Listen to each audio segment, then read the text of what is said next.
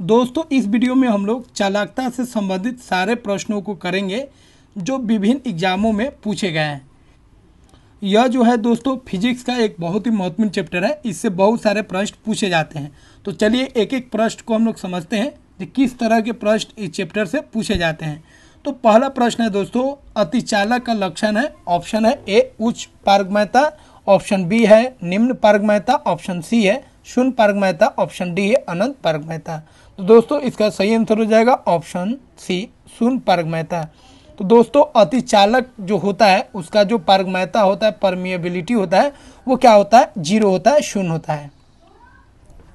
अगला प्रश्न है दोस्तों, अतिचालकता किस तापमान पर अत्यधिक आर्थिक महत्व की हो सकती है जिससे लाखों रुपए की बचत हो।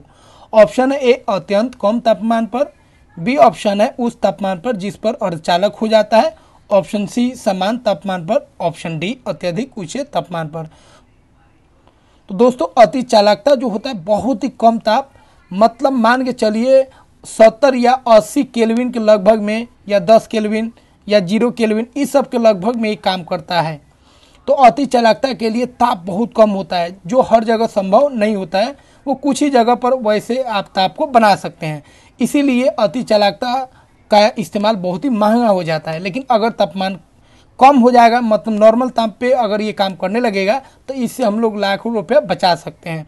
इसीलिए अतिचालकता जो होगा कब हमारे लिए अधिक फायदेमंद होगा, जब वो समान ताप पर काम करेगा तो उसका महत्व क्या होगा, बढ़ जाएगा।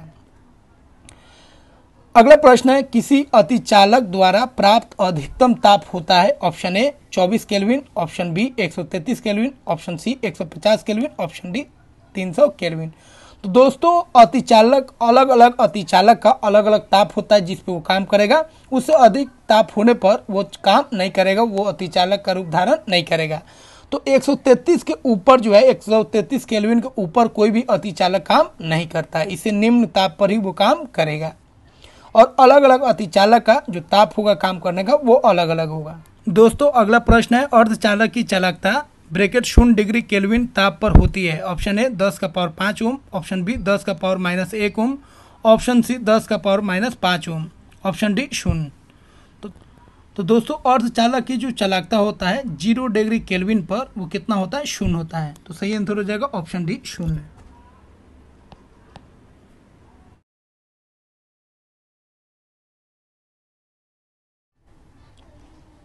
अगला प्रश्न है, एक अर्धचालक में विद्युत चालन होता है। ऑप्शन ए केवल इलेक्ट्रॉन्स द्वारा, ऑप्शन बी केवल होल्स द्वारा, ऑप्शन सी इलेक्ट्रॉन्स एवं होल्स दोनों के द्वारा, ऑप्शन डी न इलेक्ट्रॉन्स द्वारा और न ही होल्स द्वारा।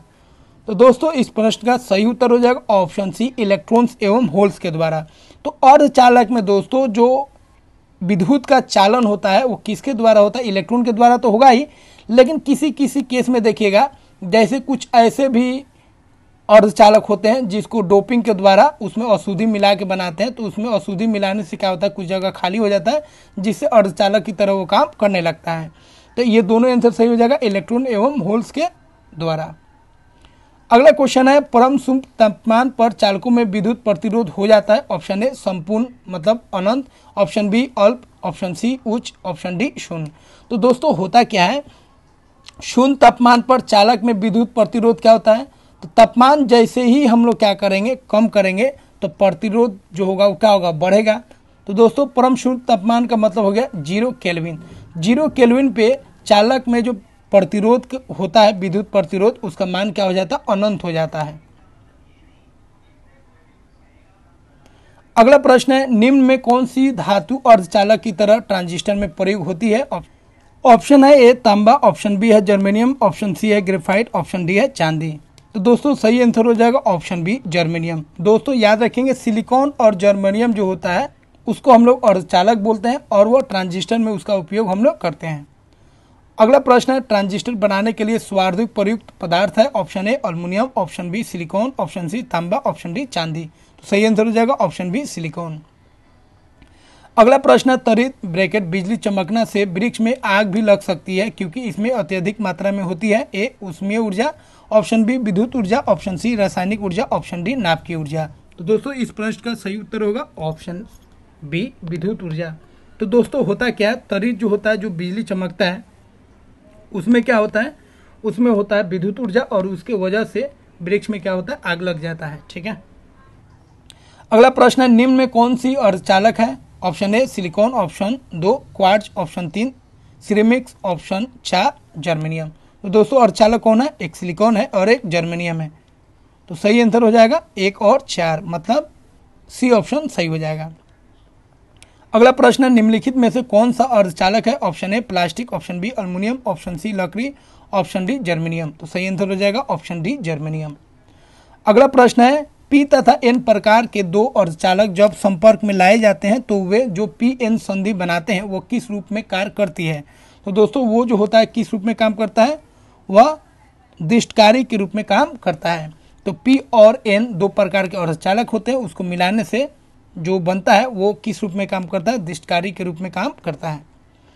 अगला प्रश्न है सेमीकंडक्टर में उसके प्रयोग के आधार पर उपयुक्त अशुद्धियाँ किस लिए मिलाई जाती है?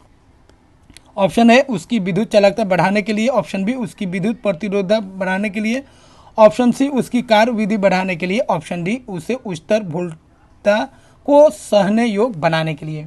तो दोस्तों सेमीकंडक्टर में हम लोग क्या करते हैं? अशुद्धि मिला के उसके हम लोग क्षमता को बढ़ाते हैं, मतलब उसके चालकता को बढ़ाते हैं। तो ऑप्शन ए जो है सही हो जाएगा, उसकी विद्युत चालकता को बढ़ाते हैं। और जब हम लोग अशुद्धि को मिलाते हैं तो ग्रुप 13 को अगर ग्रुप 14 में मिलाएंगे तो उसको हम लोग बोलेंगे पी टाइप, और जब ग्रुप 15 को ग्रुप 14 के साथ डोपिंग कराएंगे, मिलाएंगे अशुद्धि को, तो उसको हम लोग बोलेंगे एन टाइप। अगला क्वेश्चन है एनपीएन ट्रांजिस्टर पीएनपी ट्रांजिस्टर की तुलना में श्रेष्ठ होते हैं क्योंकि? ऑप्शन ए सस्ते होते हैं, ऑप्शन बी इनमें ऊर्जा क्षय कम होता है, ऑप्शन सी इनमें इलेक्ट्रॉन का प्रभाव अधिक होता है, ऑप्शन डी अधिक ताप सहन करने की क्षमता होता है। तो सही आंसर हो जाएगा ऑप्शन सी। तो दोस्तों एनपीएन ट्रांजिस्टर से अच्छा होता है, श्रेष्ठ होता है पीएनपी, क्योंकि इसमें इलेक्ट्रॉन का प्रभाव जो होता है अधिक होता है। अगला क्वेश्चन है हाल ही में खोजे गए उष्णतापीय अतिचालक है। ऑप्शन ए शुद्ध विरल भू धातु, ऑप्शन बी अकार्बनिक बहुलक, option C ceramic oxide, option D मिश्र धातु।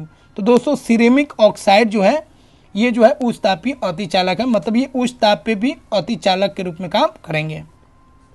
अगला प्रश्न है एकीकृत परिपथ में प्रयुक्त अर्धचालक चिप निम्न की बनी होती है। Option A beryllium, option B carbon, option C silicon, option D zircon. तो दोस्तों सही आंसर हो जाएगा ऑप्शन सी सिलिकॉन। तो दोस्तों जो भी चिप बनता है मोबाइल का या उसका जो चिप बनता है कंप्यूटर का, ये सब किससे बनता है? सिलिकॉन से बनता है।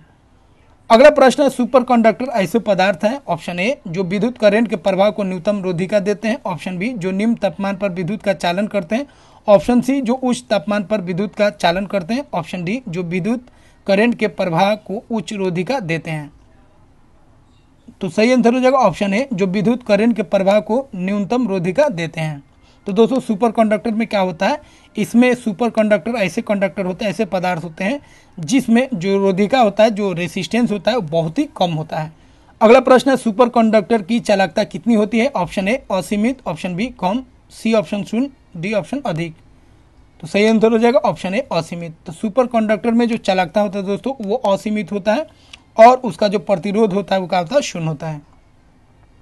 अगला प्रश्न है गर्म करने पर एक अर्धचालक का प्रतिरोध क्या होगा? ऑप्शन ए बढ़ता है, ऑप्शन बी घटता है, ऑप्शन सी वही रहता है, ऑप्शन डी पहले बढ़ता है फिर घटता है। तो सही आंसर हो जाएगा ऑप्शन बी घटता है। अगला प्रश्न है निम्नलिखित में कौन अर्धचालक नहीं है? Option A germanium, option B silicon, option C selenium, option D arsenic. दोस्तों सही आंसर हो जाएगा ऑप्शन सी। तो दोस्तों जर्मेनियम जो है, ठीक है, जी, सिलिकॉन एसआई और आर्सेनिक एस, ये सभी जो होते हैं क्या होते हैं? उपधातु होते हैं, अर्धचालक होते हैं, लेकिन सेलेनियम जो होता है वो अर्धचालक नहीं होता है। तो दोस्तों इस तरह हम लोग अतिचालक से जो भी प्रश्न विभिन्न एग्जामों में पूछे गए हैं तो सारे के सारे प्रश्नों को यहाँ पे हम लोग हल कर चुके हैं। और आपसे इससे कोई भी प्रश्न अगर किसी भी एग्जाम में पूछा जाता है आप उसको आसानी से सॉल्व कर सकते हैं। तो मिलते हैं दोस्तों अगले वीडियो में, जिसमें एक नए टॉपिक लाएंगे और फिजिक्स का एक और भी महत्वपूर्ण हम लोग टॉपिक को सीखेंगे। तो मिलते हैं दोस्तों अगले वीडियो में एक नए टॉपिक के साथ।